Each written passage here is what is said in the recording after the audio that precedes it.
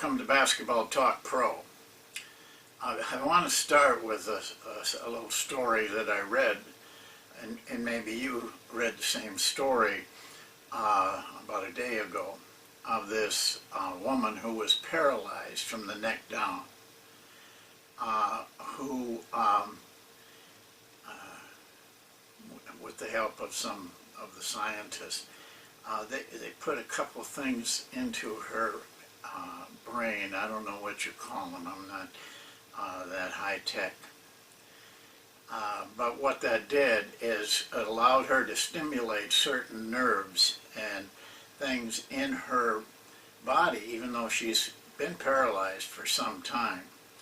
And the outcome was this: she got good enough by using her brain alone, without any other assistance, so that she could pick things up with her hand, even though it was kind of an artificial type of hand, and pass, they mentioned, a plate of cookies to people, a drink, that sort of thing.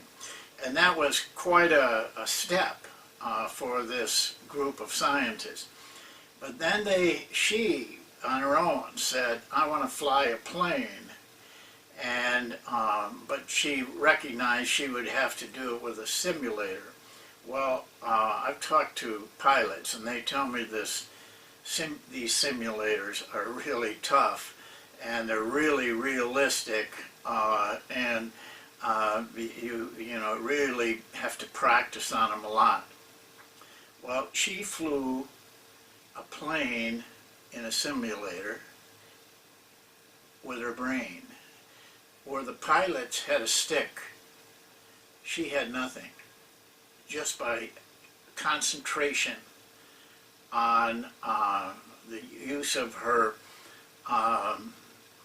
brain, she was able to fly a plane.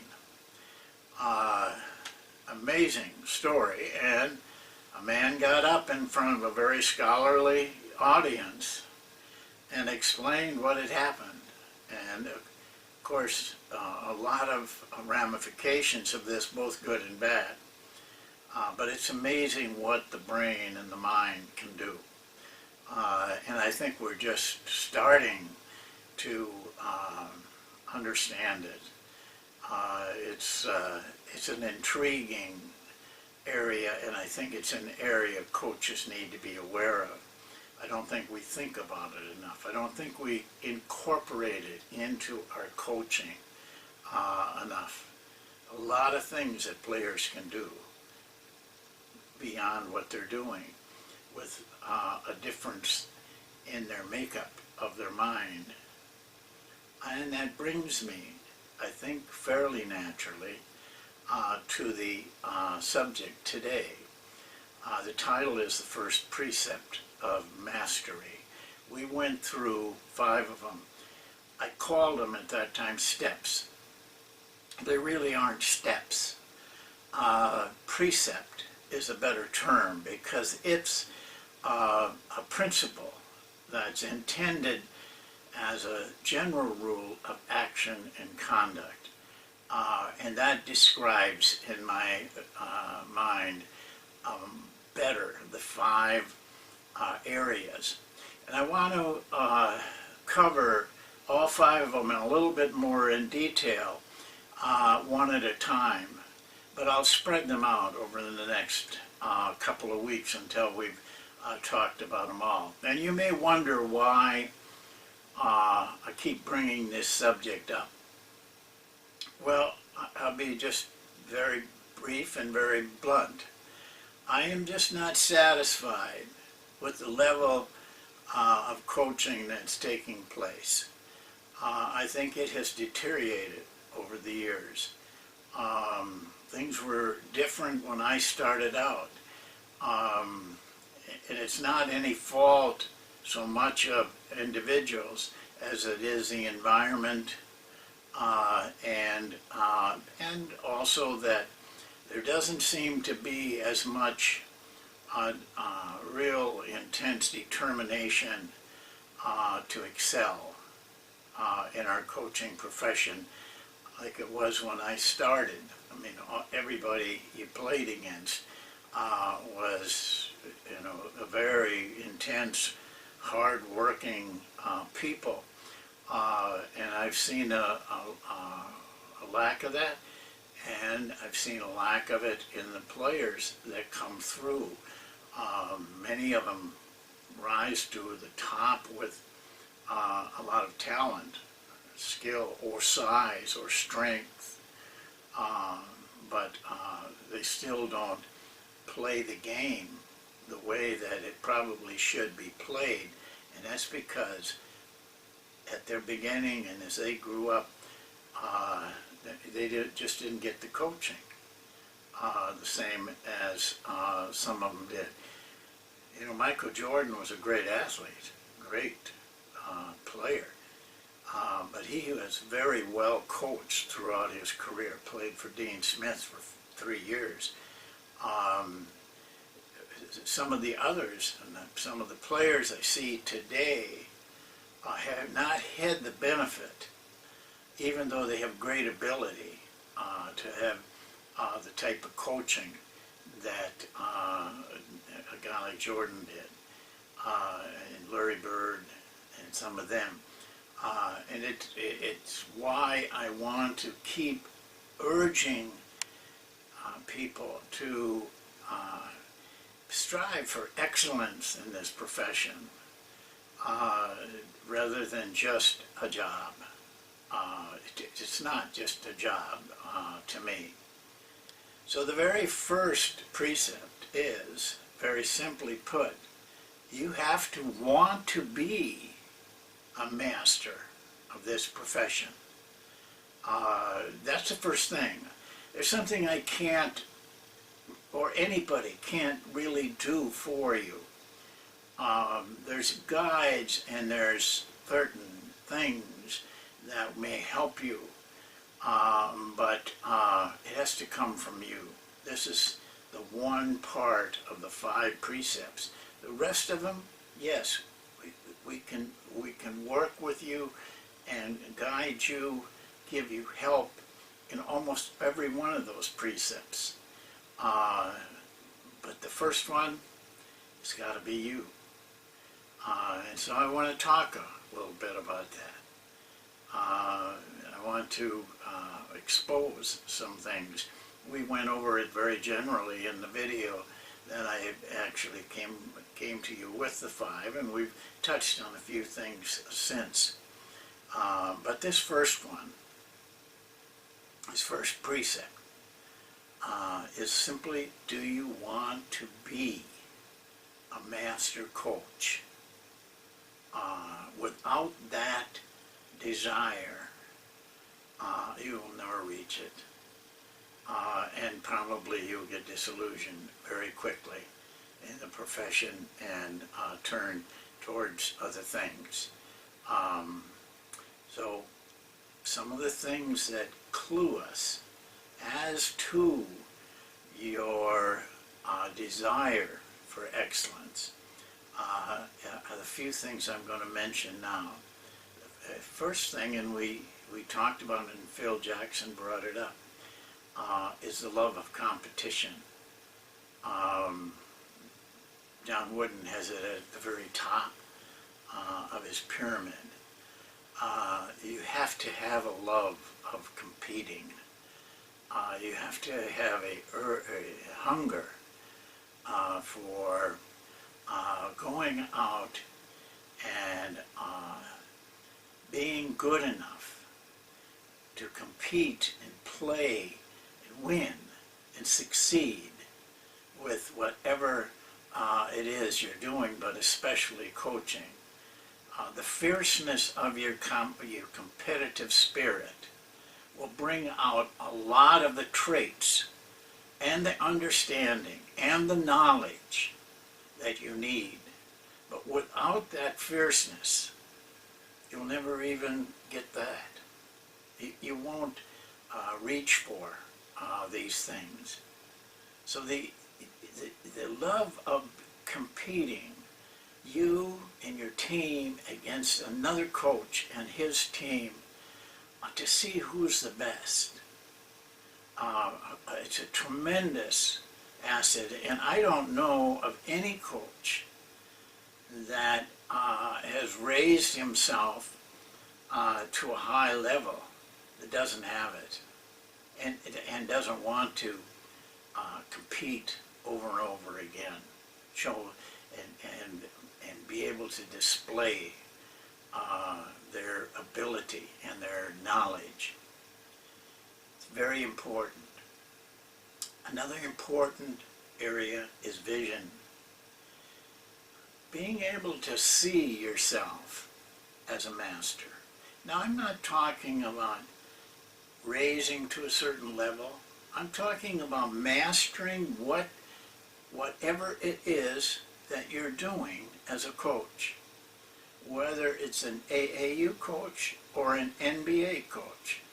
And at all of those levels and in between, there are those who have a vision, who want to reach a certain area, and they can see it, they can feel it. It's like it's part of them. They are very clear on what they want. It may be, if it's a high school coach, I want to be this. This is where I want to be. This is what I want to achieve. This is the kind of person I want to be to achieve it. They can see it. They can feel it. And you have to have certain qualities. We went through 7 of them. There's 2, though, that I want to point out here. And in the course that I'm trying to, we have 10, 11 now coaches that are very interested in doing this and learning more. The thing that the course more than anything else will teach are the 2 qualities that I feel coaches need. 1, self-discipline. Not discipline, but self-discipline. That word self in front of discipline means I'm going to do it myself. And the second one is self-determination. And that's the same thing. Determination is one thing, but self-determination comes from you. Self-determination means you take responsibility for where you're at and what your success ratio is and everything about your life. No one else. It's yourself. You're self-determined. You're self-disciplined. You don't need to be told. You don't need to be urged. You bring that to the table. These are 2 very important characteristics and qualities if you want to master whatever you want to master. Have to have them. But these are things. This is one part of it that you can get help with by doing, not by listening, not by watching, but by doing. You can learn those qualities. The next one, I see it, I believe in it. I think it's a necessary part of a person's profession, and our profession, coaching. And it's hard to explain, though. The next 2 are very hard to explain. This one is a spiritual presence. I've come to believe that you can't pin spiritual down to a religion or a philosophy. It's just a feeling you have. But when you have a belief in something that is bigger than you, it brings out areas in yourself that are wholesome. They're constructive. They're not self-destructive. They're constructive areas. I think coaches, like I think everybody, needs to find their own area. Phil Jackson called it a spiritual tool, which is probably a very good expression, but it still is something that you can get from different areas than he got it from. You can build your own spiritual tool, but they have it. The real good ones have it. They don't talk about it, but they have it. And the last one is even more difficult for me to explain, but that's okay. Listen, we all have to reflect. We all have to search deeper than people who don't take this seriously. The best term I can find for this is soul. I read you a story, now some of you may not have missed it. I read you a story about a flautist and the things that happened to him in his life, and his instructors always saying something's missing. And it is, in players, in coaches, it just isn't coming from the inside. Their life is lived on the outside, in the outside world, instead of coming from the heart, coming from a deeper feeling than just going out and doing a good job. It becomes part of your heart, just part of your intense feeling. Hard to describe, but you can see it. You can hear it in the music some people play. Two people can play the song the same way, same notes, but one of the persons who has this inner feeling can make beautiful music out of almost any array of notes. Well, this is the first precept. It's essential, though. Without it, the others fade away. With it, they become tremendously important to the individual that has this fierce feeling of mastery. Nothing is going to stand in his way. He allows no substitutes, no shortcuts, no backups. This is what I'm going to do, and I'm going to get there. Then the rest of the things come along with it. You'll find the methods. You'll find the right ways. You'll give yourself the knowledge. You'll find those hidden secrets that I talk about. All of that will come, but you have to have the first one first. That's it for today. We'll talk more as we go along. I'll space them out a little bit. But for now, thank you for listening and watching, and hopefully you're getting some information that maybe can help you drive yourself to become a master.